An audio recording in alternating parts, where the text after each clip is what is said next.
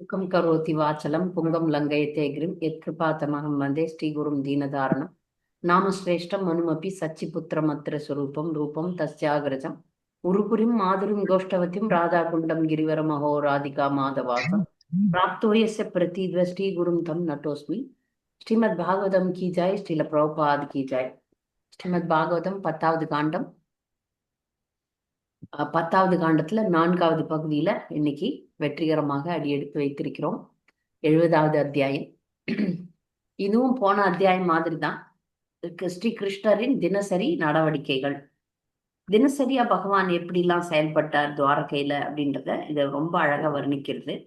அவரு காலையில எழுந்துக்கிறதுல இருந்து அவருக்கு சுப்பிரபாதம் பாடுறோம். உத்திஷ்டோ திஷ்ட கோவிந்த உத்திஷ்ட கருடத்வஜ உத்திஷ்ட கமலா காந்த திரைலோக்கியம் மங்களம் குருன்னு சுப்பிரபாதம் பாடி எழுப்புறாங்க.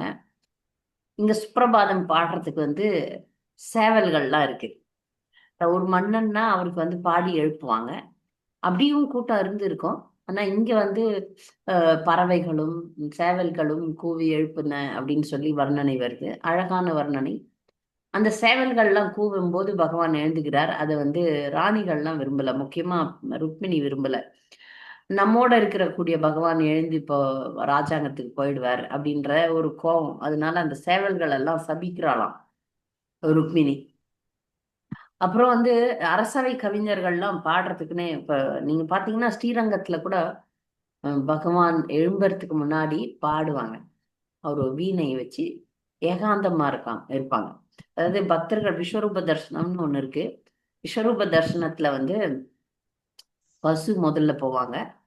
பசுனுடைய பின்பகுதி லக்ஷ்மியா சொல்லப்படுது. கண்ணை திறந்த உடனே பகவான் லக்ஷ்மியை தரிசிக்கணும். அப்போ பசு பின்னாடி பகவானுக்கு முகத்தை காட்டாம பின்னாடி காட்டி நிற்கும். அதுக்கு எதிர்க்க யானை நிற்கும். யானை ரங்கா ரங்கான்னு கூப்பிடும். அது நீங்க என்னைக்கும் விஸ்வரூப தரிசனத்துல பார்க்கலாம். இது 6 மணிக்கு நடக்கும். ஆனா இதுக்கு முன்னாடி ஒரு மங்களார்த்தி உண்டு. பகவானை எழுப்புவாங்க. அந்த இதுல எழுப்புறதுக்குன்ட்டு தனியா ஒருத்தர் வீணையோ இல்ல இந்த இசைக்கருவி ஒண்ணு வச்சுட்டு தனியா பாடுவார். அது போல பெரிய பெரிய ராஜாக்கள்லாம், இப்ப இங்க கிருஷ்ணர் ராஜா தானே, அதனால அவர்களை பாடி எழுப்புவாங்க. பாடி எழுப்புற கவிஞர்கள் மாதிரி பறவைகளும் பாடி அவரை எழுப்புதான். அப்ப எழுந்த உடனே பகவான் என்னென்னத்தை பார்க்கிறாரு அப்படின்ட்டு வர்ணனைகள் வருது. எழுந்த உடனே நம்ம மங்களகரமான பொருட்களை பார்க்கணுன்றது நமக்கும் சொல்லப்பட்டிருக்கு. நம்ம பூமியில காலை வைக்கிறதுக்கு முன்னாடி ஒரு மந்திரம் இருக்கு. கையை காராகரே வசத்தே லக்ஷ்மி, அந்த மந்திரம் சொல்லணும். அதாவது தூங்கி எழும்போது இப்படி கையை தேய்ச்சி அப்படி மூடி இப்படிதான் கையை தான் முதல்ல பார்க்கணும். அப்புறம் பகவானுடைய திருமுகத்தை பார்க்கணும். நமக்கெல்லாம் அது பகவான் மங்களகரமான பொருட்கள் எல்லாம் பார்த்தாராம். பார்த்துட்டு காலையில ஒரு ஒரு மனிதன் எப்படி ஹோமம் பண்ணணும், தியானம் பண்ணணும், காயத்ரி ஜபிக்கணும், அதெல்லாம் பகவான் ஜெபிச்சிருக்கார். காயத்ரி ஜபம் பண்ணியிருக்கார். இதெல்லாம் பண்றார். பண்ணிட்டு அவர் காலையில எழுந்த உடனே தான தர்மங்களை பண்றார். அதுல சிறப்பாக எப்படிப்பட்ட தான தர்மங்கள் பண்றார் அப்படின்னா, பசுக்களை எல்லாம் தானம் தன்றார். பசு எவ்வளவு தானம் பண்றாருன்னா, பத்வம் அப்படின்னு ஒரு வார்த்தை வருது. பத்வம் பத்வம்னா 13,084 பசுக்களை. அது சாதாரணமா இல்லை. அதுக்கு பட்டு பீதாம்பரங்கள்லாம் போட்டு தங்க நகைகள் போட்டு வெள்ளியில குழம்பு அதுக்கு அப்படி அதை அலங்காரம் பண்ணி கொடுத்துருக்கிறார். ஆனா அதுல பொருளுரையில சொல்லப்படுது, என்ன சொல்லப்படுதுன்னா, முந்தைய யுகங்கள்ல இப்ப இங்க கிருஷ்ணர் வர்றது துவாபர யுகம், சத்தியுகம், திரேதா யுகத்துல எல்லாம் இந்த மாதிரி பத்துவம் பத்துவம் ஒரு பத்துவம் இல்ல, லட்சக்கணக்கான இங்க 107 பத்துவம் கொடுக்குறாங்களாம். 107 பெருக்கல் 13,084. அப்போ அது ஒரு மஞ்சரம் அப்படின்னு சொல்லப்படுது. அப்ப 14 லட்சம் பசுக்கள் தானமா கொடுக்கப்பட்டது வேற யுகங்கள்ல. ஆனா இந்த யுகங்கள்ல பகவான் 13,084 பசுக்களை கொடுக்கிறார். அந்த மாதிரி ஒரு அழகான வர்ணனைகள்லாம் இங்க சொல்லப்படுது. அது நமக்கு ஆச்சரியமாக இருக்கக்கூடிய விஷயங்களாக இருக்கிறது. அதுல இன்னொரு விஷயம் சொல்ல, பகவான் இங்க இப்போ பிரபுபாதருடைய சிஷ்யர்கள் என்ன சொல்றாங்கன்னா, கிருஷ்ண உணர்வுனா என்ன அப்படின்னு ஒரு வாசகம் வருது. நிறைய பேருக்கு நம்ம கூட கிருஷ்ண உணர்வு, கிருஷ்ண கான்சியஸ்னஸ், அகில உலக கிருஷ்ண பக்தி இயக்கம் அப்படிலாம் நம்ம பார்க்கிறோம். இங்க பொருளுரையில கிருஷ்ண உணர்வுனா என்ன அப்படின்னு சொல்றாங்க. கிருஷ்ண உணர்வு என்பது என்ன அப்படின்னா, அது கேள்வியாவும் கேட்டிருக்கிறேன். எப்போ வந்து ஒரு பக்தர் பகவானுடைய அந்தரங்க சக்தியினால ஆதரிக்கப்படுகிறார் அப்படின்னும் போது அவர் வந்து பகவானை புரிந்து கொள்ள முடியும். அதான் கிருஷ்ண உணர்வு, கிருஷ்ண கான்சியஸ்னஸ் அப்படின்றது பகவானை புரிந்து கொள்ளுதல் அப்படின்னு சொல்லப்படுது. பகவானை சாமான்யமா புரிந்து கொள்ள முடியாது. நாமெல்லாம் புரிந்து கொள்ள முயற்சி செய்யறோம். புரிந்து கொள்ளுதல்ன்றது வேற. தூய பக்தர்களாக மாறும்போது தான் அது நமக்கு அருளப்படும். ஒரு நாமெல்லாம் சாதாரண மக்கள்லாம் வந்து மாயா சக்தியினால தான் ஆளப்படுறோம். எப்போ வந்து அந்தரங்க சக்தியால ஆளப்படுறோமோ அப்பெல்லாம் வந்து அப்ப இந்த பாண்டவர்கள், 12 மகாஜனங்கள், நாரத முனிவர், பிரபுபாதர் போன்ற பக்தர்கள் அவங்கெல்லாம் அந்தரங்க சக்தியினால ஆட்டுவிக்கப்படுறாங்க. அப்படி வர்றதுதான் வந்து கிருஷ்ண உணர்வு. இது மிக உயர்ந்த நிலை. நம்ம கிருஷ்ண உணர்வு எல்லாருக்கும் தரப்படுகிறது. நம்ம எல்லாரும் அந்த அந்த உயர்ந்த நிலைக்கு போகணும்ன்றது கருத்து. இப்ப அந்த உயர்ந்த நிலை என்ன அப்படின்றத இப்ப நாம புரிஞ்சுக்கணும். எப்போ வந்து ஒரு பக்தர் தூய நிலையில அடையறாங்களோ, அப்போ வந்து உள்ள இருந்து பகவான் அந்தரங்க சக்தியினால ஆட்டுவிக்கப்படுவார். பகிரங்க சக்தியால இல்ல, மாயையினால இல்ல. அந்தரங்க சக்தியினால ஆட்டுவிக்கப்படுவார் அப்படின்னு சொல்லிட்டு பொருளுரையில சொல்லப்பட்டிருக்கு. அப்புறம் பகவான் வந்து யஜ்யம் பண்ணுவார்.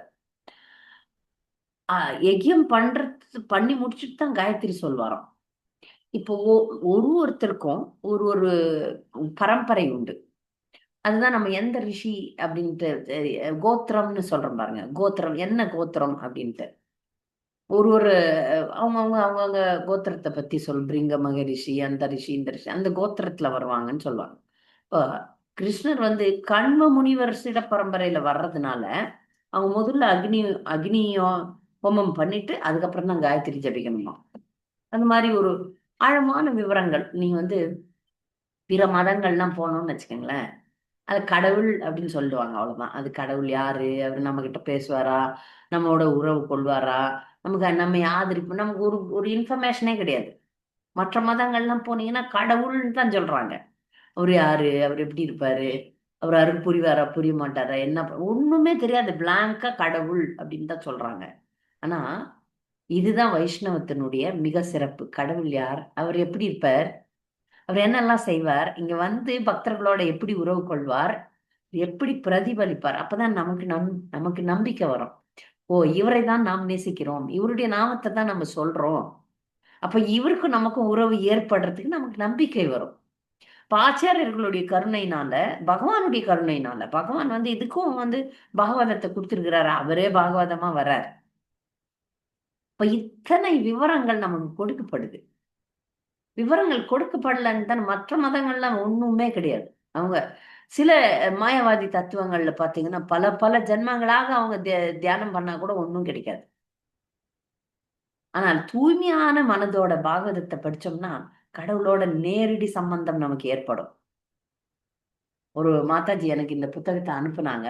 அப்ப அந்த பாகவதம் அனுப்புனாங்க. பாகவதம் என்கிட்ட இல்ல, இந்த 4வது காண்டம். இந்த அனுப்பும்போது அந்த அனுப்புறவங்கிட்ட சொல்லி அனுப்பிச்சிருக்காங்க. கால் படக்கூடாது, இது கடவுள் அப்படின்னு. அப்ப அங்கேயும் பிரச்சாரம் நடந்து ரொம்ப சந்தோஷமா இருந்துச்சு எனக்கு. அந்த பாகவதத்தை வாங்கும்போது ஒரு சாமானியவனுக்கு கூட சொல்லி கொடுக்குறாங்க. இது வந்து கடவுள், இதுல கால் படாம கொண்டாங்க, பத்திரமா கொண்டா போய் கொடுங்க மாதாஜி கிட்ட அப்படின்னு சொல்லியிருக்காங்க. அப்ப அவரும் சொல்லி கொடுக்குறாரு என்கிட்ட பார்த்து.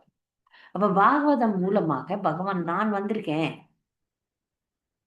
நான் உன்னோடு உறவு கொள்ள முடியும் அப்படின்ற ஒரு ஆழமான கருத்தை நமக்கு வந்து இங்க போதிக்கிறார். எப்படிலாம் செயல்படுறார், எப்படி இருக்கிறார், இதெல்லாம் நம்ம நினைக்க நினைக்க நினைக்க நம்முடைய கிருஷ்ண உணர்வுல வந்து முன்னேற்றம் ஏற்படும். ஏற்பட்டு அந்த கிருஷ்ண உணர்வை நம்ம அப்பதான் கிருஷ்ணரை முழுமையாக புரிந்து கொள்ள முடியும். அதுக்கப்புறம் வந்து அவர் வந்து அலங்காரம் எப்படி பண்ணுகிறார்னு வர்ணனை வருது. அலங்காரம் வந்து பல நிறத்துல ஆடை அணியலாம். அலங்கார பிரியர் பகவான். ஆனாலும் அவருக்கு வந்து பிரசித்தமாக மஞ்சள் நிற ஆடை தான், அது பீதாம்பரம் தான், கௌஸ்துபம் போட்டிருப்பார். அதெல்லாம் அணிந்து கொண்டு அவர் வந்து கிளம்புறாரு. அப்படி கிளம்பும் போது ராணிகளுக்கு பிடிக்காது முக்கியமா. அப்படி ஒரு அன்பான ஒரு பார்வையோட, விரக்தியான ஒரு பார்வையை பார்க்கும்போது இவரும் திரும்பி அவர்களுக்கு பிரதிபலிக்கிறார். கவலைப்படாதீங்க, அந்த 12 மணிக்கு வந்துடுறேன். நான் என்ன பௌதிகவாதியா அங்க போயிட்டு ராத்திரி 11 மணிக்கு வர்றதுக்கு? நான் விரைவில் வந்து விடுகிறேன், கவலைப்படாதீங்கன்ட்டு அன்பா சொல்றாரு. அதுக்கப்புறம் பகவான் வந்து அந்த தேர்ல ஏறுறார். தேர்ல ஏறுற வர்ணனையும் இருக்கு. அப்ப அங்க வந்து அவருடைய சாரதி அங்க நிப்பான். அந்த அந்த சாரதி அவருடைய குதிரை பேர் கூட இருக்கு, சுக்ரீவம் அப்படின்ற குதிரை பேர். சாரதிய வந்து சும்மா அப்படி பிடிச்சு ஏறுவாராம். சாரதி கை கூப்பிய கையோட நிப்பான். அவனை பிடிச்சு ஏறும்போது உத்தவரும் இருப்பாங்க கூட, அப்புறம் சாத்தியக்கியும் இருப்பாராம். அவர்களோட சேர்ந்து அவர் வந்து ஏறுவார். ஏறி சபா மண்டபத்துக்கு போவார். சபா மண்டபத்தில் தானே அந்த அரசாங்க வேலைகள்லாம் செய்யணும். அங்க போகும்போது அந்த சபா மண்டபத்தினுடைய வர்ணனை சொல்றாங்க. இந்த சபா மண்டபம் யாரால செய்யப்பட்டது? விஸ்வகர்மாவால. அது வந்து அந்த சபா மண்டபம் எவ்வளவு பிரசித்தி பட்டுறதுன்னா, அதுல இருக்கிறவங்களுக்கு பசி, தாகம், சோகம், மோகம், மூப்பு, மரணம்லாம் வராதாம். ஏன்னா அது அப்படி வடிவமைக்கப்பட்டிருக்கு. அது வந்து அந்த சபா மண்டபத்தை விஸ்வகர்மா ரொம்ப அருமையா வடிவமைச்சிருக்கார். பகவானுடைய ஆணையின் பேர்ல. சுதர்மா அப்படின்ற சபா மண்டபம். அதுல போய் அவர் வந்து உட்கார்றார். அங்க உட்கார்ந்த உடனே ஒரு மன்னனுக்கு வந்து கேளிக்கையும் நடக்கும். அவரை புகழ்ந்து பாடுவார்கள். நடன கலைஞர்கள்லாம் வந்து ஆடுவாங்க. பெண்களும் அதற்குன்னு பிரத்யேகமாக இருக்கக்கூடிய பெண்கள், எல்லா பெண்களும் கிடையாது. பிரத்யேகமாக இருக்கக்கூடிய பெண்களுக்கு ஆடுறதுக்குன்னு சில ஒரு ஜாதியினர் இருக்கிறாங்க. அவங்க ஆடுவாங்க. பகவானை இப்ப மகிழ்விப்பதற்காக. அதுல வந்து சில மாயாஜாலம் காட்டுற மேஜிஷியன்ஸும் அங்க இருப்பாங்களாம். நட்டாச்சாரியா அப்படின்னா 2 பொருள் சொல்றார் விஸ்வநாத சக்கரவர்த்தி தாக்கூர். ஒன்னும் நடிகர்கள், ஏதோ அந்த மாதிரி கட்டிக்காரர்கள்னு சொல்லுவாங்க. ஜோக்கெல்லாம் சொல்லி சிரிப்பு காட்டுறவங்க. அது மாதிரி இன்னொன்னு வந்து மாயாஜாலம்லாம் காட்டுற மந்திரவாதிங்க மாதிரி மேஜிக் ஷோ காட்டுறவங்க, அதுவும் காட்டுவாங்க. இதெல்லாம் வந்து கேளிக்கைக்காக பண்றாங்க. அப்படி செஞ்சு அந்த சபையில உட்கார்ந்துட்டு இருக்கும்போது, இப்போ சாதாரணமா நம்ம ஒரு கலெக்டரை பார்க்க முடியுமா? இந்த ஊர் கலெக்டரை பார்க்க முடியுமா? முடியாது. தாசில்தார் யாரா இருந்தாலும், இல்ல ஒரு பள்ளிக்கூடத்தினுடைய நிர்வாகியை பார்க்க முடியுமா? முடியாது. ரொம்ப கஷ்டப்பட வேண்டியிருக்கும், போராட வேண்டியிருக்கும், கெஞ்ச வேண்டியிருக்கும், அப்பாயின்மெண்ட் வாங்க வேண்டியிருக்கும், அதெல்லாம் பண்ணுவோம். ஆனா பகவானுடைய ராஜாங்கம், நம்ம சொல்றோம்ல, ராமராஜ்யம், கிருஷ்ண ராஜ்யம், யுதிஷ்ட மகாராஜருடைய ராஜ்யம், பரீட்சித் மகாராஜருடைய ராஜ ரிஷிகளுடைய ராஜ்யத்துல சாதாரணமான பிரஜைகள் கூட மன்னனை அணுக முடியும். அந்த மாதிரி இருந்தாங்க. அந்த மாதிரி மேனேஜ் பண்ணாங்க. இப்ப காலத்து அரசியல்வாதி ஒரு எம்எல்ஏ கூட நம்ம பார்க்க முடியாது. ஓடுவானுங்க, எங்க ஓடுவானுங்களோ தெரியாது. ஆனால் இது உண்மையான ராஜ ரிஷிகளுடைய அரசாங்கத்துல, பகவானுடைய அரசாங்கத்துல சாமானிய மாணவர்களும் யாருமே அவரை அணுக முடியும். வாயில் காப்பான் போய் சொல்லுவான். அப்ப பகவான் வந்து அவர்களை அனுமதிப்பார். அப்படி உட்கார்ந்துட்டு இருக்கும்போது ஒரு மன்னன், ஒரு ஒரு தூதுவன் ஒருத்தன் வரான். தூதுவன் வந்து ஒரு பிரார்த்தனைகளே வைக்கிறான். பிரார்த்தனைகளை வைக்கும்போது அந்த பிரார்த்தனையே ஒரு அருமையான பிரார்த்தனையா இருக்கு. பகவானே உன்னை சரணடைகிறோம், பிரப்பன்னா பிரப்பன்னான்னு வார்த்தைகள் வருது.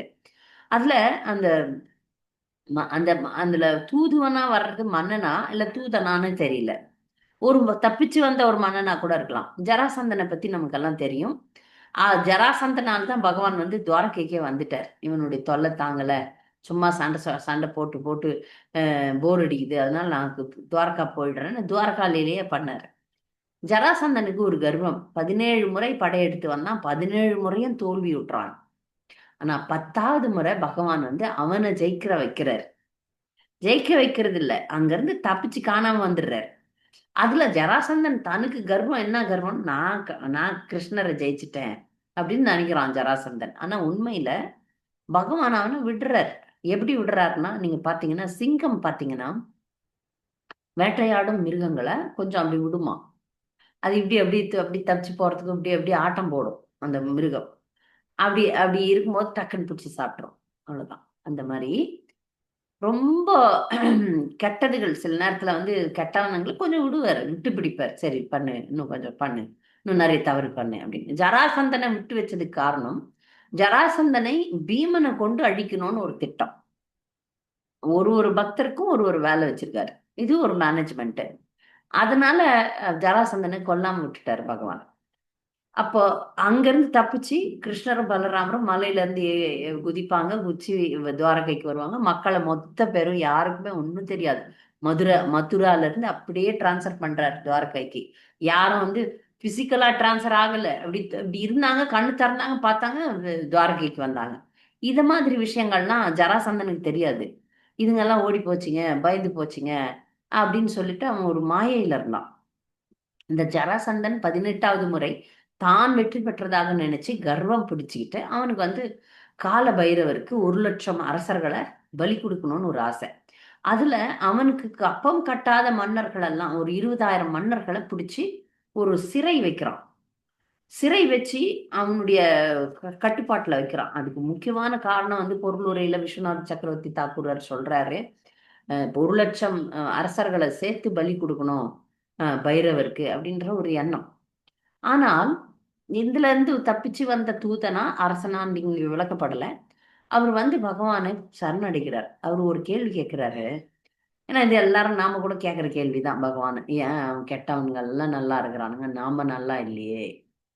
அவன் எப்படி ஜராசந்தன் நல்லா இருக்கிறான், அவ்வளோ கெட்டவனா இருக்கிறான்? நாங்கெல்லாம் உன்னை துதிக்கிறோம், உன்னை நீ பரம்பொருள்னு தெரியும், உன்னை சரணடைகிறோம், நீ இங்க லீலை பண்ணிட்டு இருக்கிற. ஆனாலும் ஏன் அவன் நல்லா இருக்கிறான், காரணம் என்ன அப்படின்னு கேக்குறார். எப்படி அவன் நல்லா இருக்கிறான்? அதுக்கப்புறம் அவருக்கே புரிஞ்சு அடுத்த ஸ்லோகத்துல சொல்றாரு, நாங்க பண்ண கர்ம வினை எங்களுக்கு வந்து தண்டனை கொடுக்கிற நீ, ஜராசந்தன் மூலமாக நீ எங்களை தண்டிக்கிறாய். புரியுதுங்களா? இப்படிதான் நம்ம ஒரு ஒரு நம்முடைய துன்பங்களை எப்படி எடுத்துக்கணும்னா, இந்த துன்பத்தை நமக்கு கொடுப்பவர்கள் கருவிகளே தவிர, அல்டிமேட்டா நமக்கு துன்பத்தை கொடுக்கிறது முழுமுதற் கடவுள் தான். நமக்கு துன்பமோ இன்பமோ வருதுன்னா அது எங்க இருந்து வருது? பகவானுடைய ஏற்பாட்டுனால வருது. பகவானுடைய பிரதிநிதிகள் நமக்கு தர்றாங்க. இந்த சனி, ராகு, கேது, சூரியன், சுக்கிரன் இப்படி கிரகங்களை வச்சு அவங்க மூலியமா நமக்கு அவர்கள்லாம் மேற்பார்வையாளர்கள். எப்போ ஒரு பக்தன் உன்னத பக்தி நிலைக்கு வரானோ அப்போ வந்து அவன் நேரடி கட்டுப்பாட்டுல வரான், கிருஷ்ணருடைய நேரடி கட்டுப்பாட்டுல. எப்போ முழுசா சரணடையிலையும் அவன் நேரடி கட்டுப்பாட்டுல வரமாட்டான்.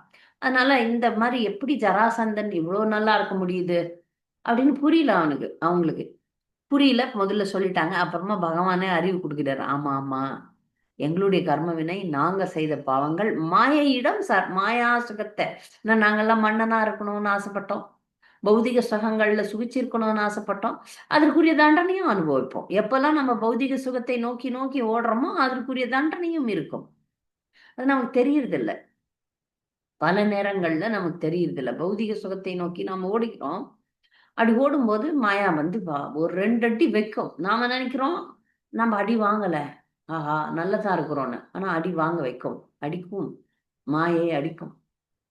ஆனால் கிருஷ்ணர் அடிக்க மாட்டார். கிருஷ்ணரை சரணடையும் போது அவர் வந்து நம்மள வந்து தாய் மடியில இருக்கிற குழந்தை போல நம்மை பாதுகாப்பார்.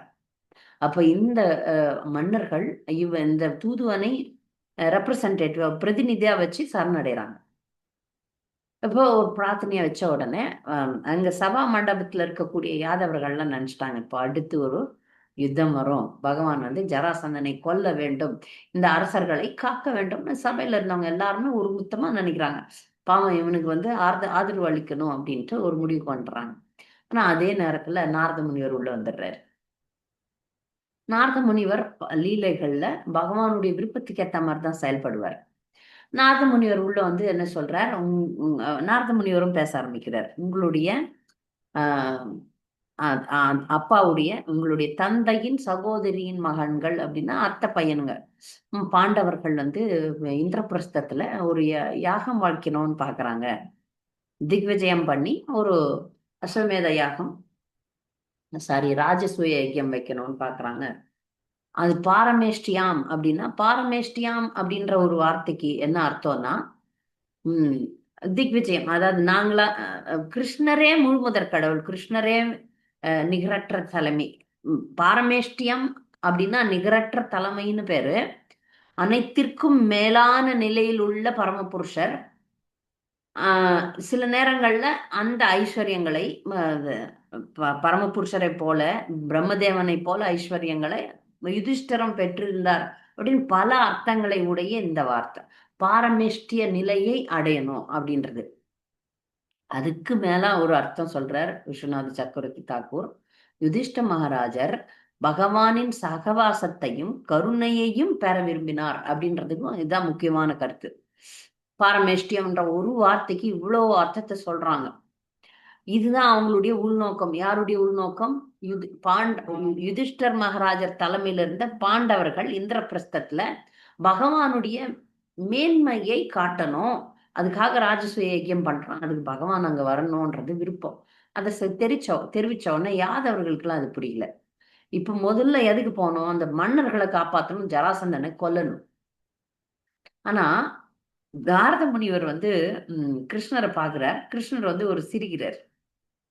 அவர் சிரிக்கும் போதே இவர் புரிஞ்சுக்கிறார், இப்போ ஜராசந்தனை போட்டு தள்ளுறதுக்கு ஒரு திட்டம் போட்டுட்டாரு கிருஷ்ணர் அப்படின்னு நாரதர் புரிஞ்சுக்கிறார். ஆனா யாதவர்களுக்கு எல்லாம் புரியல. ஏன்னா பாண்டவர்களை வைத்துத்தான் ஜராசந்தனை போடணும்ன்றது ஏற்பாடு. இப்போ ஒரு யஜ்யம் பண்றதுக்கு முன்னாடி அவங்க சுத்தி இருக்கிற எதிரிகள் எல்லாம் வெல்லுவார்கள். அப்ப அந்த மாதிரி வெல்றதுக்கு பகவான் போய் அங்க பீமனுக்கு அறிவுரை சொல்லி ஒரு அந்தணன் மாதிரி போய் சண்டை போடுறதுக்கு யாசிக்கிறதுக்கு ஒரு திட்டத்தை கொடுப்பார். இது பின்னாடி நம்ம பார்க்க போறோம் இங்க. ஆனா யாதவர்களுக்கு புரியல. இப்ப இந்திரபிரஸ்தத்துல போய் ராஜசூய யஜ்யத்துக்கு போயிட்டாருன்னா இந்த முதல்ல மன்னர்களை யார் காப்பாத்துறது அப்படின்னு சொல்லிட்டு யாதவர்கள்லாம் ஒரு குழப்பமா, இப்ப நாரத முனிவர் இப்படி காரியத்தை வேற மாதிரி திசை திருப்புறாரு, கிருஷ்ணருக்கு இந்திரபிரஸ்தம் போக வேண்டாமே, முதல்ல ஜராசந்தனை கொல்ல வேண்டுமே அப்படின்னு எல்லாரும் யோசிக்கிறாங்க. அதனால கிருஷ்ணர் அதை ஒரு அழகா கையாள்றார், மிக அழகாக கையாள்றார். இந்த சபையில இருக்கக்கூடியவர் மிக அருமையான மந்திரி உத்தவர். அவர் உத்தவரை பார்த்து சொல்றார், இந்த மாதிரி ஒரு சூழ்நிலையில நான் முதல்ல ஜராசந்தனை கொல்ல போறதா, இல்லை நான் இந்திரபிரஸ்தத்துல பாண்டவர்களை சந்திக்க போவதா, இதுக்கான ஒரு முடிவை நீதான் தரணும். ஏன்னா நீதான் இதுல எல்லாம் கை தேர்ந்தவன், நிபுணன். அப்ப உத்தவர் ஒரு மரியாதை மிக்க ஒரு மந்திரி மாதிரி இருக்கிறார் இந்த சபையில. நல்ல உத்தவரை அவர் கேட்கிறார். அதோட இந்த அத்தியாயம் முடிகிறது. உத்தவர் ஒரு ஒரு தீர்வை கொடுப்பார் அப்படின்றத எல்லாரும் ஆர்வமாக கவனிக்கிறாங்க. அந்த அடுத்த அடுத்த அத்தியாயத்தில் நம்ம பார்க்கலாம். இந்த அத்தியாயத்துல பக்தர்களுக்கு ஏதாவது சந்தேகம், கூடுதல் கருத்துக்கள் இருந்தா தெரிவிக்கலாம். கிருஷ்ணர் தினசரியா என்ன பண்ணார்? அன்னைக்கு சபா மண்டபத்துல 2 பேர் வந்தாங்க. ஒருத்தர் தூதுவர், ஒருத்தர் நாரத முனிவர். அந்த தூதுவர் ரொம்ப அழகான சரணாகதி பிரார்த்தனைகளை செய்தார். பகவான் பிரசன்னமாயி நான் கண்டிப்பா உங்களை காப்பாத்துறேன்னு சொல்றார். அதுக்கப்புறம் நாரத முனிவர் வர்றார். நாரத முனிவர் நீங்க இந்திரபிரஸ்தம் போகணும், பாண்டவர்கள் ஒரு யஜ்யம் வைக்கிறாங்க, அதுக்கு நீங்க அங்க போகணும்னு சொல்றார். யாதவர்கள் அதை விரும்பாததுனால அவர் அதை அழகாக உத்தவரையே கேட்கிறார், நீங்க சொல்லுங்க நான் என்ன செய்யட்டோன்னு. அதோட அந்த அத்தியாயம் முடியுது. பக்தர்கள் ஏதாவது கேள்விகள் இருந்தா கேட்கலாம். ஹரே கிருஷ்ணா மாதாஜி. பிரணாம் மாதாஜி. தூதுவர் பகவான பிரார்த்தனை பண்றதுக்கு மட்டும்தான் வர்றாங்களா மாதாஜி? வேற எதுவும் பகவானிடம் வேண்டி வர்றாங்களா மாதாஜி? தூதன் சொல்றான்ல, ஜராசந்தன் 20,000 மன்னர்களை சிறைபிடித்திருக்கிறான் அப்படின்னு சொல்றார். பிரார்த்தனை பண்றான், பண்ணிட்டு அப்புறமா தன்னுடைய விண்ணப்பத்தை வைக்கிறான்.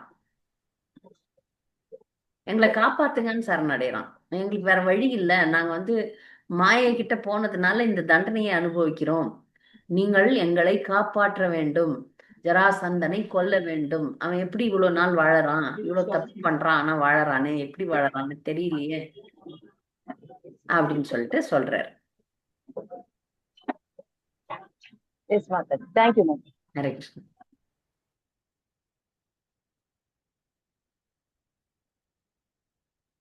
வேற ஏதாவது கேள்விகள் இருக்கா? பொதுவான கேள்விகள்? ஹரே கிருஷ்ணா. ஹரே கிருஷ்ணா மாதாஜி. கேளுங்க ராதா மாதாஜி. மாதாஜி பணிவான வணக்கங்கள் மாதாஜி. மாதாஜி, நம்ம பகவான் தான் எல்லாமே அப்படின்னு நம்ம சொல்றோம்ல மாதாஜி, அவரே சூரிய பகவானை வழிபடுறாருன்னு சொல்றாங்க மாதாஜி, கோட்டக் மாதாஜி. அவர் இது தன்னையே கூட தியானிக்கிறார். சூரியனை ஏன் வழிபடுறாருன்னா, பகவான் இப்ப ஒரு ராஜாவா இல்ல இருக்கிறாரு, கடவுள்னு சில நேரங்கள்ல கடவுள்னு நிறைய பேருக்கு தெரிஞ்சு அவங்க நடந்துக்கிட்டாலும் பகவான் ஒரு மன்னனா தான் நடக்கிறாரு. சரி சரி. ஒரு மனித ரூபத்துல தானே வந்திருக்கிறாரு. ஒரு மனிதன் எப்படி காரியங்களை செய்யணுமோ அப்படி செஞ்சுன்னு இருக்கிறாரு. சரி சரிங்க மாதாஜி. ஹரே கிருஷ்ணா. நன்றி மாதாஜி மேம். ஹரே கிருஷ்ணா மாதாஜி. தூதுவரோட பிரார்த்தனையும் நாரத முனிவரோட வேண்டுதலும் ரெண்டுமே ஒரே மாதிரி நிறைவேற மாதிரி தானே மாதாஜி இருக்கு. பகவான் இந்திரபிரஸ்தம் போனாலே அந்த ஜராசந்தன் ஜராசந்தனை அசுரனையும் கொல்றதுக்கு அது அழிச்சிருவாரு. அது யாதவர்களுக்கு தெரியாதுல்ல, அதனால அங்க ஒரு குழப்பம் ஏற்படுது. நாரதருக்கு தெரியும், ஆனா யாதவர்களுக்கு தெரியாது. யாதவர்கள் தூதன் வந்தா அவனுக்கு தான் நீங்க கன்டினியூஷன் கொடுக்கணும்ன்ற கொள்கையில அவங்க இருக்கிறாங்க. ஆனா கிருஷ்ணர் தன்னுடைய திட்டத்தை அவங்களுக்கு சொல்லல. ஏற்கனவே அவரு எல்லாமே அவருக்கு தெரியும், என்ன பண்ண போறாருன்னு தெரியும். ஆமா, யாதவர்களுக்கு பயம். ஏன்னா பகவான் இந்திர பிரதேசம் போயிட்டாருன்னா அந்த ஜராசந்தன் நமக்கு டார்ச்சர் கொடுப்பான் அப்படின்னு இல்ல இல்ல, பயம் அப்படி வந்துருச்சு. பயம் கிடையாது, அப்படி பயம் கிடையாது. இந்த மன்னர்களை காப்பாத்தணுமே பாவம். மன்னர்களை காப்பாத்துறது முதல்ல ஜராசந்தனை ஒழிச்சு கட்டணும். அதான் ஏன் அவனை இவ்வளவு தூரம் விட்டுட்டோம். 17 முறை அவனை தோக்கடிச்சு 18வது முறை போட்டு தள்ளி இருக்கணும். ஆனா தள்ளல, ஏதோ ஒரு காரணத்தினால பகவான் விட்டுட்டாரு அவனை. சுபாகுவை விடுறாருல ராமாயணத்துல. ஆமா மாதாஜி, ஆமா ஆமா. சுபாகு இல்ல, மரிச்சி. சுபாகுவை கொண்டுட்டு மரிச்சிய விட்டு தள்ளிடுறாரு. அதுதான் தங்கமானா வர்றதுக்காக. அவருக்கு தெரியுமே எல்லாமே. இல்லைன்னா இப்ப சாதாரண மனிதன் அந்த பின்னாடி தொல்லையான் வர வச்சுக்குவாங்க. அவரே தானே இயக்குனர், இந்த லீலையினுடைய இயக்குனர். அதுதான் வில்லன்களை அங்கங்க வைக்கிறாரு. நீங்க வில்லன்களா வாங்க அப்படின்ட்டு டைம்ல போட்டு தள்ளுறேன். அப்போ ஜராசந்தனை கொல்றதுக்கு பீமனுக்கு தான் அந்த வேலையை வச்சிருக்கிறாரு.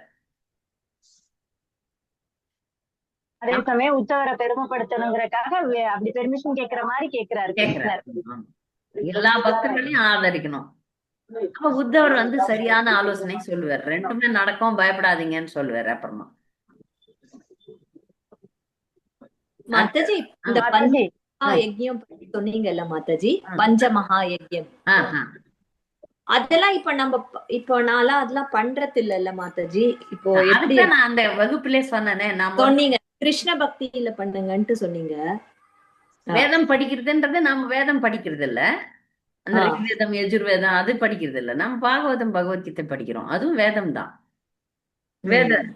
வேத இலக்கியங்கள் தான். வேத இலக்கியங்கள்ல சிறப்பானது கிரீம். இது பாகவதம்ன்றது கிரீம் ஆஃப் வேதிக் லிட்ரேச்சர்ல அதை விட முக்கியமானது. வேதங்களை விட பாகவதமும் பகவத்கீதையும் மிக முக்கியமானது. அதை நம்ம படிக்கிறோம். வேத பாராயணம் ஆகுதா. அப்புறம் பித்ருக்களுக்கு யஜ்யம் பண்றோம். பித்ருக்களுக்கு பிண்டதானம் செய்யறது நம்ம கிருஷ்ண உணர்வுல செய்யணும்னு பல வகுப்புகள்ல சொல்லியிருக்கேன். நீங்க உங்களுடைய முன்னோர்கள், முக்கியமாக கணவனுடைய பெற்றோர்கள், அந்த முன்னோர்கள் நமக்கு பெண்களுக்கு பொறுத்த வரைக்கும் இப்ப நீங்க பெண் இல்லையா, உங்களுடைய அம்மா அப்பாவுக்கு நீங்க செய்ய முடியாது. உங்களுடைய கணவனுடைய அம்மா அப்பா தான் உங்களுடைய அம்மா அப்பா. அவங்களுக்கு போயிட்டாங்களோ, அவங்க மூதாதையர்கள் போயிட்டாங்கனாலோ, நீங்க அந்த குறிப்பிட்ட நாள்ல கீர்த்தனை வச்சு, வீட்டுல கீர்த்தனை வச்சு பிரசாதம் போடுங்க. அதுவே பிண்டதானம் ஆயிடும். அது அவங்க மறைந்த 1, 2, 3 வருஷம் ஒரு 5-6 வருஷமா ஆகுது. அந்த திதி நீங்க இந்த மாதிரி செலிப்ரேட் பண்ணும். ஒரு பிராமணரை கூப்பிட்டு ஒரு சின்னதா ஒரு யஜ்யம் வச்சு வீட்டுல நாம சங்கீர்த்தனம் வச்சு பிரசாதம் போடணும். இதெல்லாம் பண்ண முடியாதுன்னா கயை போனீங்கன்னா கயையில நீங்க யாரு பண்ணா பிண்டதானம் பண்ணலாம். நீங்க பெண் இருந்தாலும் உங்களுடைய உறவினர்களுக்கும் உங்களுடைய நண்பர்களுக்கும் யாருக்கு வேணா பிண்டதானம் பண்ணலாம். மிருக நாய் வளர்த்தீங்க, நாய் செத்து போச்சுன்னா கூட அங்க கயையில போய் பண்ணலாம். இது பிண்டதானம். இது பித்ருக்களுக்கு நீங்க செய்யக்கூடிய யஜ்யம், பித்ரு யஜ்யம். ஆச்சா. பிற ஜீவராசிகளுக்கு பிரசாதம் போடணும், பிரச்சாரம் பண்ணணும். பிற ஜீவராசிகளுக்கு, பிற மக்களுக்கு அந்த மாதிரி பண்றோம். அதுக்கப்புறம் விருந்தினர்களை உபசரிக்கணும், அது பண்றோம். அப்புறம் வேற என்ன? 5வது பிராமணர்களை ஆதரிக்கணும். பிராமணர்களையும் நாம பண்றோம். முடிஞ்ச வரைக்கும் உண்மையான பிராமணர்களுக்கு தான தர்மம் பண்ணணும். பிரசாதத்துக்கு, அவர்களுடைய பிரசாதத்துக்கு முக்கியமாக. ஆமா, நம்ம இஸ்கான் இயக்கத்துல நம்முடைய குருதேவர்கள் இருக்கிறாங்க, தூய பக்தர்கள் நிறைய பேர் இருக்கிறாங்க. அவங்களுக்கு நாம செய்யக்கூடிய இது பரிசுகள் இல்ல உபகாரங்கள்லாம் இதுல வந்துரும். சரி மாதாஜி, புரியுது மாதாஜி. இந்த 5 காரியம் நம்ம ஏற்கனவே பண்றோம், நம்மளுக்கு சொல்லப்பட்டிருக்கு. அது தெரியலன்னும் போது ஆழமா இப்படிதான் புரிஞ்சுக்கணும். 5 மகா யஜ்யங்கள் நம்ம செய்யணும். ஏழைங்களை பாத்தீங்கன்னா தயவுசெய்து பிரசாதம் கொடுங்க, காசு கொடுக்காதீங்கன்றதுதான் என்னுடைய எப்பொழுதுமே கருத்து. ஏழைகளுக்கு துணிமணி கொடுங்க, பிரசாதம் கொடுங்க. காசு கொடுக்கறத விட அந்த காசு இப்ப கொடுங்க. ஏழைங்களே இல்ல மாதாஜி அதுவும் அவ்வளவா. இருக்கு, அதுவும் இருக்கு. இல்ல இல்ல, நீங்க நிறைய பேர் இருக்கிறாங்க. ஆனா ஏழை மாதிரி வேஷம் போடுறவங்க இருக்கிறாங்க, ஏமாத்துறவங்க இருக்கிறாங்க. அப்ப அந்த நேரத்துல பிரசாதம் கொடுக்கறது நல்லது. பிரசாதத்தை யாரும் ஏன்னா இப்ப எல்லாமே நிறைய கோயில்கள்ல பிரசாதம் போடுறாங்க. துணிமணிகள் நிறைய இருக்கு இப்ப மக்களுக்கு பார்த்தா. அதுவும் பார்க்கலாம் நம்ம. அதனால அந்த தான தர்மத்தை கொஞ்சம் யோசனை பண்ணி செய்யணும். லலிதா சுந்தரி மாதாஜி கை தூக்குனீங்க, போயிட்டாங்க அவங்க. ஓகே. ஹரே கிருஷ்ணா மாதாஜி. ஹரே கிருஷ்ணா பிரணாம் மாதாஜி. பிரணாம் மாதாஜி. மாதாஜி, இந்த ஒரு பொதுவான கேள்வி மாதாஜி. இந்த பிளைட் கிராஷ் இப்ப நடந்தது இல்ல ஆமா மாதாஜி, ஆமா ஆமா. அது ஆக்சுவலா அப்ப அங்க அத்தனை பேரு இதாயிருக்காங்க. அதுல யாரோ ஒருத்தவங்க டிவோட்டி தப்பிச்சிட்டாரு. இருந்திருக்காங்க. பகவத்கீதையும் டிவோட்டி கிடையாது அவர்கிட்ட. இது ரெண்டுத்தையும் மிக்ஸ் பண்ணிட்டாங்கன்னு நினைக்கிறேன் இல்ல. எஸ் அப்படின்னு தான் நினைக்கிறேன். பட் இது கூட்டு கர்மாவா மாதாஜி? ஆமா, கரெக்ட். கூட்டு கர்மம் தான். அவங்க சாகணும்ன்றது விதிக்கப்படும். இல்லைன்னா அந்த பைலட்டுங்க நிறைய இது என்ன சொல்றது, அனுபவம் வாய்ந்த பைலட்ஸ் ஓட்டுநர்கள். எத்தனையோ கிலோமீட்டர் ஓட்டி இருக்காங்க. அவங்க கொஞ்சம் மேல போயிருந்தா ஃப்ளோட் பண்ணி காப்பாத்திருப்பாங்களாம். இது விதிதான், விதி. எல்லாரும் மாதாஜி அங்க இருந்து பகவத்கீதை புக்க கூட எடுத்ததா ஒரு வீடியோ. ஆமா ஆமா ஆமா. அது இப்ப எங்க பகவத்கீதை புக் வைரலா கொண்டு ஓடி போயிருக்காங்க.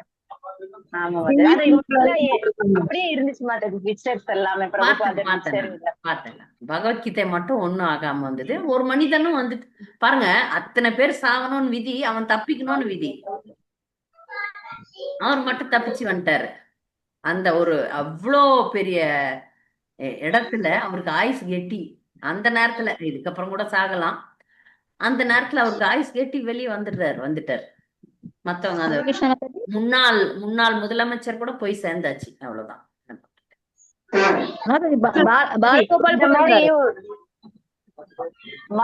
இந்த மாதிரி ஒரு சூழ்நிலையில நம்ம மனநிலை எப்படி இருக்கும் மாதாஜி? ஒரு குழப்பமாவும் ஒரு சஞ்சலமாவும் பரபரப்பாவும் பயத்தோட தானே மாதாஜி இருக்கும். அப்ப நம்ம கிருஷ்ணரை ஸ்டாண்ட் பண்ண முடியுமா? பழக்கப்படுத்தணும். டக்குன்னு நமக்கு அந்த நினைப்பே வராது இல்ல மாதாஜி. இப்ப எப்படி பழக்கப்படுத்துங்க. திடீர்னு ஏண்டா கூட கிருஷ்ணான்னு சொல்ற மாதிரி உங்க வாழ்க்கையை பழக்கப்படுத்தணும். அதுதான் பயிற்சி. அந்த பயிற்சியில நீங்க ஜெயிக்கணும். ஆனால் சரணாகதி தத்துவத்துல என்ன சொல்றாங்கன்னா, நீங்க அந்திம காலத்துல சாகர நேரத்துல கிருஷ்ணரை நினைக்கலனாலும் கிருஷ்ணர் கொண்டு போயிடுறாராம். நீங்க கிருஷ்ணரை நினைக்கலனாலும் சரணாகதியில நீங்க சரணடைந்த பக்தரா இருந்தா நீங்க நினைக்கலன்னா கூட அவர் கொண்டு போவாராம். அது இருக்கு. ஆனாலும் நாம என்ன பண்ணணும், நம்ம முயற்சியில சதா சர்வ நேரமும் அவனுடைய நினைவு நம்ம கிட்ட இருக்கிற மாதிரி நம்ம பழக்கப்படுத்தணும் நம்ம வாழ்க்கைய. அதுதான் பயிற்சியை எங்க கொடுக்குற பயிற்சி. அதான் அந்த பரீட்சையில நீங்க பாஸ் ஆகணும். நம்ம சாக போறோம்னு இது நல்லது தானே. இப்படி பிளேன் ஆடும் போதே கிருஷ்ணா கிருஷ்ணான்னு சொல்லிட்டு போலாமே. கிருஷ்ணான்னு சொல்லணும். அந்த சொல்ற இது புத்தி உங்களுக்கு வரணும். சில நேரத்துல இப்படி ஆக்சிடென்ட் ஆகிற மாதிரி இருக்கும்போது கிருஷ்ணா அப்படின்னு உங்களுக்கு வரணும். அது பழக்கப்படுத்திக்குங்க. இப்ப வரலனாலும் சில பேர்லாம் ஆர்டிபிஷியலா கிருஷ்ணா கிருஷ்ணான்னுவாங்க. பரவாயில்ல, அது செயற்கையா இருந்தா கூட பழகுங்கள். அப்புறம் இயற்கையா வந்துடும். உங்களுக்கு எதுவா இருந்தாலும் அம்மா சொல்றோம்ல, தமிழ் மக்கள்லாம் ஐயோ அப்படின்றோம் இல்ல, எதனா ஒண்ணு ஐயோ அப்படின்றோம். அந்த ஐயோக்கு பதில் கிருஷ்ணா அப்படின்னு வரணும். நமக்கு அரே கிருஷ்ணா அப்படின்னு வரணும். அந்த மாதிரி வாழ்க்கையை பழக்கப்படுத்துங்க. மாதாஜி, பாண்டவ நிர்ஜல் ஏகாதசி விரதம் இருந்துச்சு. ராத்திரி 2 மணிக்கு எனக்கு காலு வலிக்க ஆரம்பிச்சிருச்சு, இழுக்க ஆரம்பிச்சிருச்சு. உடனே நான் ஹரே கிருஷ்ணான்னு கூட சொல்லல, கிருஷ்ணா கிருஷ்ணா கிருஷ்ணான்னு கத்த ஆரம்பிச்சேன் மாதாஜி. அது பாண்டவ நிர்ஜல ஏகாதசி முடியாதவங்களுக்கு எல்லாம் சொல்லப்படல. முடியாதவங்க எல்லாம் நான் செய்யல, ட்ரை பண்ண மாதாஜி. ஆனாலும் நான் ஒரு காலத்துல எப்ப இளமை இருந்துச்சோ அப்பெல்லாம் செஞ்சேன், இல்லாதப்பெல்லாம் வேண்டான்ற மாதிரிதான் சொல்லப்படுது. அதனால நிறைய 64 மாலைகள் ஜெபிச்சேன். அது முக்கியம். மாலைகள் நிறைய ஜெபிச்சேன். நானும் 64 ரவுண்ட் முடிச்சேன் மாதாஜி. Very good. 8 மணிக்குள்ள முடிச்சுட்டேன். ஆனா நிர்ஜல் ஏகாதசிங்கிறனால ஒரு நாள் அப்படி ட்ரை பண்ணா, ஆனா முடியல, கஷ்டமா தான் இருந்துச்சு. இருங்க, மற்றவர்கள் கேளுங்க மாதாஜி. மஞ்சுளா மாதாஜி, அதுல ஃபிளைட்ல பாலகோபால் ஒருத்தர் எடுத்திருக்காங்க பாத்தீங்களா? பகவத் பாலகோபால் ஓஹோ, பால தெரியாது. பாலகோபால் இப்ப அவர் இந்த அந்த புக்ல குஜராத்திகள்லாம் லட்டு கோபால், லட்டு கோபால். லட்டு கோபால் லட்டு கோபால் குஜராத்திகள்லாம் வந்து கோபால் ஆ, வச்சிருப்பாங்க வீட்ல. அவங்கள யாருன்னா லட்டு ஏன்னா கோபால் நிறைய அது குஜராத் பிளைட் தானே, நிறைய பேர் போயிருக்காங்க லண்டன். லக்கேஜ் அந்த bag ல இருந்து எடுத்திருக்காங்க லக்கேஜ்ல கிளியர் பண்றப்ப லக்கேஜ்ல லட்டு கோபால் இன்னொரு புக் ஒண்ணு கொஞ்சம் நகை இருக்கு காப்பு அதை வச்சு காட்டினாங்க. ஆஹா, ஓகே, இருக்கும். மாதாஜி ஹரே கிருஷ்ணா. கேளுங்க. கயாக்கு ஒரு வருஷமும் அந்த திதி அன்னைக்கு அங்க போய் கொடுக்கணுமா இல்ல ஒரு தடவை போனா இல்ல, போதுமா வாழ்க்கையில மாதாஜி? ஒரு முறை போனா போதும் மாதாஜி, ஒரு முறை போனோம். ஓகே சைத்தன்ய மகாபிரபு ஒரு முறை போறாரு, அப்பதான் தீட்சை வாங்கின்னு வர்றாரு. அது புத்த கயா விஷ்ணு கயான்னு 2 இடம் இருக்கு. விஷ்ணு கயாக்கு போகணும் நீங்க. அதுக்கு அருகாண்மையில இருக்கிற ஒரு ஊர் வந்து என்ன ஊர் அது, நான் மறந்துட்டேன். பீகார்ல தலைநகரம் அது பட்னா. பட்னா, அந்த பட்னான்னு ஒரு ஊர் இருக்கு. அந்த ஊர்ல இஸ்கான் இருக்கு. அந்த இஸ்கான்ல நம்ம தங்கி ஒரு டாக்ஸில போகலாம். ஏன்னா நமக்கு பிரசாதம் வேணுமே. அதனால பாட்னால தங்கி நீங்க குழுவோட இப்ப நிறைய பேர் டூர் அரேஞ்ச் பண்றாங்க மாதாஜி. அதுல ஓகே போயிட்டீங்கன்னா பிரச்சனை கிடையாது. அதுல அந்த குழுவினரோட போனோம்னு வச்சுக்கோங்களேன், அவங்க பிரசாதத்துக்கெல்லாம் அரேஞ்ச் பண்ணுவாங்க. நல்ல புரோகிதர்களையும் அரேஞ்ச் பண்ணுவாங்க. நாங்க போனப்போ நாங்க அப்படியே ரேண்டமா ஒரு புரோகிதரை எடுத்து அப்படியே கொடுத்துட்டு பிண்டதானம் பண்ணிட்டு வந்துட்டோம். அங்க போனாலே பிரசித்தம். அதுக்கு தான் போறோம்னு பகவானுக்கும் தெரியும். அதனால அங்க போய் அங்க பகவானை வழிபட்டு வந்தாலே போதும்.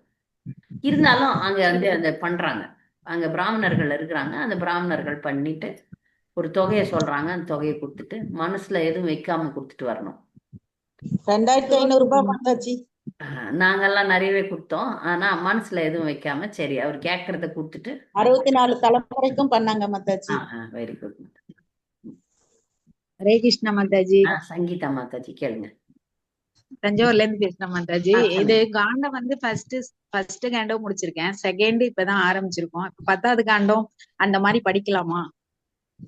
பிரபுபாதர் வந்து படிப்படியா தான் வர சொன்னார். இந்த குரூப்ல வந்து நாங்க படிப்படியா பல வருஷமா வந்துட்டு இருக்கிறோம்.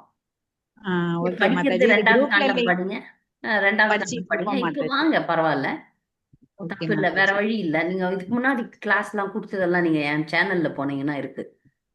சரி ஓகே மாதாஜி. யூடியூப்ல கிளாஸ் இங்க படிச்சிட்டு இருக்கோம் மாதாஜி. தஞ்சாவூர் இஸ்கான்ல நம்ம படிச்சிட்டு இருக்கோம். Very good. அப்ப அதுல நிறைய கிளாஸஸ் எல்லாம் கொடுத்தாச்சு நானு. அதை நீங்க பார்க்கலாம். சரி சரி மாதாஜி. படிங்க, அதை கேளுங்க. அதாவது ஒரு காண்டத்துல இருந்து இன்னொரு காண்டம் போறதுக்கு முன்னாடி அந்த காண்டங்களுடைய சுருக்கம் கொடுத்திருப்பேன். ஓகே மாதாஜி. நான் வந்து இந்த பக்தர்களுக்கு வந்து 6ஆம் காண்டத்தப்ப 6ஆம் காண்டம் ஆரம்பிக்கிறதுக்கு முன்னாடியோ பின்னாடியோ முழு அது வரைக்கும் நடத்துற சுருக்கம் வேற சொன்னேன் நான். அந்த லெக்சரை பார்த்து நீங்க அதை கேட்டுட்டு வேணா நீங்க வாங்க. ஏன்னா ஓரளவு என்னதான் ஓடுது பாகவதத்துல, எந்த வழியில வந்தோம், எந்த இது இருக்கு, வரலாறுகள் இருக்குன்றத பார்த்துட்டு வந்தாலும் நல்லது. நீங்க 1ஆம் காண்டம் 2ஆம் காண்டம் அது தினமும் படிங்க. வாரம் வாரம் இதையும் கேட்டுக்குங்க. சரியா? சரி மாதாஜி. ஓகே மாதாஜி. ஹரே தேங்க்யூ மாதாஜி. ஹரே கிருஷ்ண மாதாஜி. நவமணி மாதாஜி.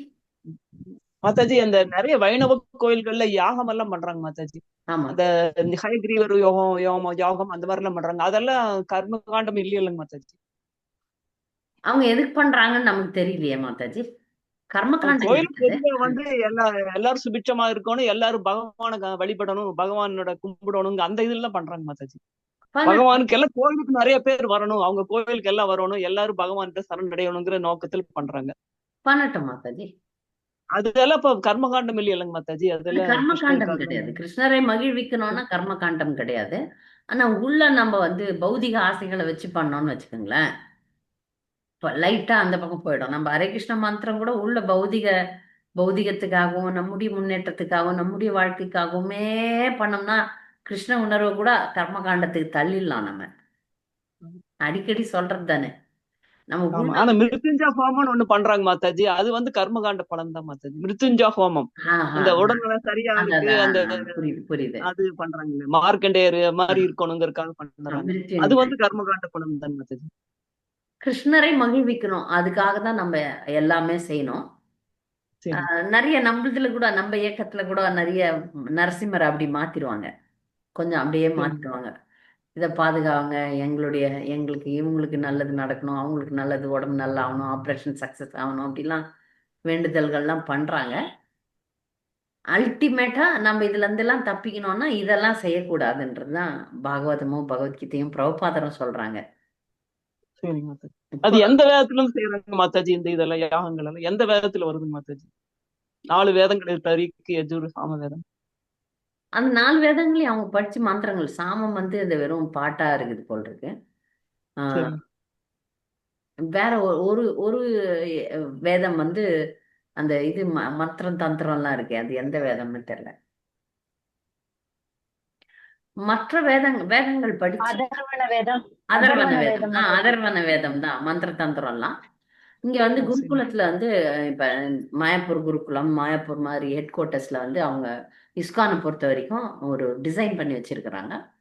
யக்ய கோர்ஸே நடக்குது. பிராமன் தீட்சை வாங்கிட்டே ஆண்கள் பிரபுக்கள் போய் அதை படிக்கலாம். மந்திரம் நல்லா சொல்ல தெரியணும். அது வந்து ஒரு அதுல இருந்து எடுத்து எசன்ஸ் எடுத்து கொடுத்துட்டாங்க. அது எந்த வேதம்னு எனக்கு தெரியல. வேதம் கொஞ்சம் வந்து கொஞ்சம் எசகு பிசகணும்னா நம்மள அடிக்கும். நல்லா கவனிச்சுக்கோங்க. பக்தியில வந்து பக்தி யோகம் தான் நமக்கு ரொம்ப முக்கியம். இது கொஞ்சம் இந்த யஜ்யங்கள்லாம் வந்து கொஞ்சம் தவறு வேதங்கள் படி போறோம்ல, தவறு வந்துச்சுன்னா அது கொஞ்சம் பயங்கரம், ஜாக்கிரதையா பண்ணணும். மாதாஜி வேத கொள்கைப்படி போனா கர்ம காண்டம் ஆயிரும்ல மாதாஜி? வேத இல்ல அதுல வந்து அவங்க வந்து ரெண்டுத்தையும் கலந்துதான் வைக்கிறாங்க. நம்ம இஸ்கான்ல வந்து யஜ்யம் நடத்துறாங்க, வேதத்தையும் கொஞ்சம் வேதத்துல வந்து புருஷ சுத்தம் அந்த மாதிரி பிரார்த்தனைகள்லாம் போடுறாங்க, என்னென்னோ பண்றாங்க. என் குழந்தை படிச்சுது, ஆனா அந்த லெவல்ல வரைக்கும் வரல, யஜ்யம் லெவலுக்கு வரல. அதனால எனக்கு வந்து சரி அவ்வளோ விவரங்கள் எனக்கு தெரியாது. ஏன்னா நான் பெண்ன்றதுனால அந்த பக்கமே போக முடியாது. யஜ்ய கோர்ஸ் என்னுடைய கணவருக்கு நான் சொல்றேன், ஆனா அவர் வந்து என்ன பயப்படுறாரு. ஏன் பயப்படுறாருன்னா, நான் வந்து யஜ்யம் பண்ணி மக்களுக்காக யஜ்யம் பண்ணி அந்த மக்கள் நான் கொஞ்சம் துஷ்பிரயோகம் பண்ணனாலும் அந்த மக்களுடைய கர்மா எனக்கு வரும், அதனால நான் இதுக்கு போல அப்படின்ற மாதிரி என்னுடைய கணவர் இருக்கிறார். அதனால இதனுடைய டீட்டெயில்ஸ் வந்து எனக்கு தெரியாது, எப்படி அவங்க இஸ்கான்ல இதை டிசைன் பண்ணியிருக்கிறாங்க அப்படின்ட்டு. எந்த ஒரு யஜ்யமோ இல்லை பக்தி காரியத்தையோ உள் நோக்கம் வந்து தெளிவா கிருஷ்ணரை திருப்திப்படுத்துறது தான் அப்படின்றதுல இல்லாம நம்ம பிசகணும்னா நீங்க சொன்ன மாதிரி இந்த யஜ்யங்கள்லாம் கொஞ்சம் கர்ம காண்டமா மாறிடும். கிருஷ்ணரை திருப்திப்படுத்துறதுக்காக மட்டும்தான் எல்லா காரியமே செய்யணும், இல்லைன்னா அடிக்கும் நம்மள. மீன்ஸ் அதுல தவறுகள் செஞ்சோம்னா அதுல அபராதங்கள் வந்துடும். தவறுகள் செஞ்சோம்னா நமக்கு வந்து அது பேக் ஃபயர் அடிக்கும். அதனாலதான் இந்த மாதிரி விஷயங்கள்லாம் வந்து நமக்கு பிரபுபாதர் இது பண்ணல. அது ஒரு குறிப்பிட்ட வகை பக்தர்கள் மட்டும்தான் அதை தைரியமா எடுக்கிறாங்க. நாமெல்லாம் வந்து ஜெபம் பண்ணிட்டு 4 விதிமுறைகளை கடைபிடிச்சிட்டு பகவத்கீதா பாகவதம் படிச்சுட்டு சேஃப் சைட்லேயே போகலாம். இதுல வந்து நிறைய அடி வாங்க மாட்டோம். நீங்க ஏதாவது ஒரு மந்திரம் தப்பா உச்சரிச்சீங்கன்னா கூட அதுக்கு எதிர்வினை உண்டு. இப்ப நீங்க பிராமின் அப்படின்னு சொல்லிட்டு ஒரு ஆண் பிரபு சொல்றேன், ஒரு திருமணத்துக்கு ஒரு யஜ்யம் விவாக யஜ்யம் பண்றாங்க, இல்ல இந்த நிறைய யஜ்யங்கள் இருக்கு, அதை யஜ்யம் பண்ணிட்டு அதுல ஒழுங்கா மந்திரம் உச்சரிக்கல, ஒழுங்கா செய்யலைன்னா அவங்க கிட்ட நிறைய காசு வாங்குறாங்க. இந்த மாதிரிலாம் இருக்கு இல்ல, இப்ப பாக்குறோம்ல.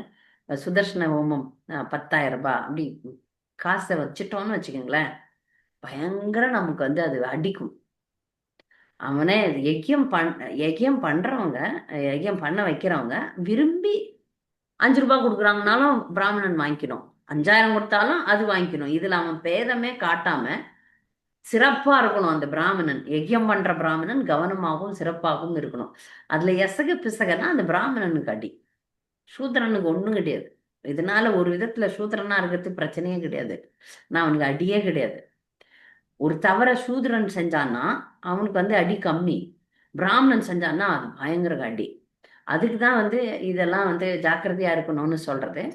நம்முடைய இஸ்கான் இயக்கத்துல இதை எப்படி பேலன்ஸ் பண்றாங்க அப்படின்றது எனக்கு தெரியாது.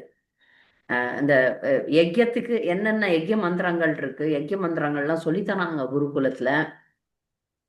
ஆனா அதுல வந்து ஒரு பெஸ்ட் பார்ட் என்னன்னா, எல்லாத்துலயும் ஹரே கிருஷ்ண மாமந்திரத்தை சொல்லுவாங்க. அங்க கிருஷ்ணர் தான் மெயின் அப்படின்றத உணர்ந்து செய்வாங்க. நீங்க சொன்ன மாதிரி கர்ம காண்டம் தான் யஜ்யம் பண்றதெல்லாம். ஆனா அதுல கிருஷ்ண உணர்வை டாமினண்டா வைப்பாங்க, பெரும்பான்மையா வைப்பாங்க. அப்ப அதுல வந்து பக்தர்களுக்கு ஒரு பாதுகாப்பு இருக்கு. இதைதான் நான் கவனிச்சிருக்கிறேன் இஸ்கான்ல. ஆனா இதுல கூட அந்த பிராமணர்கள் தவறு செஞ்சாங்கன்னா அவங்களுக்கு ரிஸ்க் தான். அது கர்ம காண்டமா தான் மாறும். உண்மைதான் அது. பிராமணர்கள்ன்றவங்க ரொம்ப கவனமா இருக்கணும். அப்படி ரொம்ப இதா இருக்க முடியாது. பிராமணர்கள் பெரும்பாலும் நிறைய தவறுகள் செய்யாமல் தங்களை பாதுகாக்க வேண்டும். அதுல அவங்க மாதாஜி ஆனா லேடிஸ் கூட பிராமண தீட்சை வாங்கிக்கிறாங்கல்ல மாதாஜி, அவங்க எல்லாம் எப்படி கரெக்டா இருப்பாங்களா மாதாஜி? யாரு பிராமண தீட்சை வாங்கிக்கிறாங்க இல்லையா லேடிஸ் எல்லாம் இஸ்கான்ல? இருங்க வரேன், ஒரே நிமிஷம் இருங்க.